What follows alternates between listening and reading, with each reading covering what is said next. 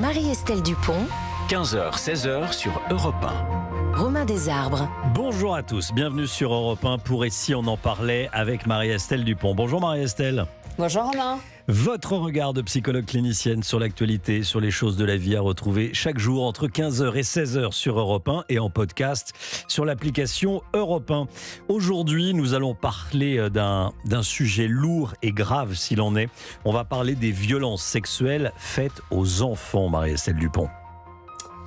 Oui, la pédophilie est au cœur de l'actualité, malheureusement en ce moment beaucoup. Et ce mardi matin, l'homme qui avait violé Karine Jeanbu dès l'âge de 5 ans est sorti de prison. Il sera logé à 4 km de chez elle, chez son frère, au motif de ce qu'on appelle la confusion des peines. On se demande d'ailleurs la peine de qui et la condamnation de qui, tant c'est la victime évidemment qui se retrouve dès lors en prison, prise dans son effroi et sa crainte qu'il l'approche à nouveau. Nous entendrons donc le témoignage de la mère adoptive de la victime. Je crois que les abus sexuels sur enfants sont une des manifestations du mal les plus difficiles à penser et pourtant les plus redondantes, quelle que soit l'époque, la culture et le milieu social.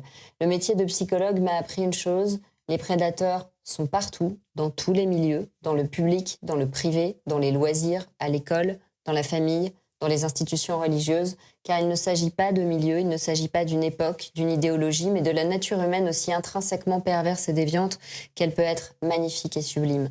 Et comme on a les opinions de sévices, les intéressés n'ont aucune difficulté à vous parler de consentement de l'enfant et à nier la symétrie de l'adulte à l'endroit d'un mineur. Expliquer le consentement aux enfants, chers auditeurs d'Europe 1, c'est d'abord leur expliquer qu'ils ne peuvent pas consentir. La question ne se pose pas, c'est interdit.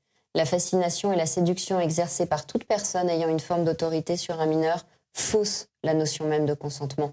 Tout adulte a cette position d'autorité, dans la mesure où l'écart de génération crée une asymétrie qui nous rend responsables et qui les rend dépendants. La seule force autorisée à l'adulte est donc celle de la protection du lien, et jamais de la prédation.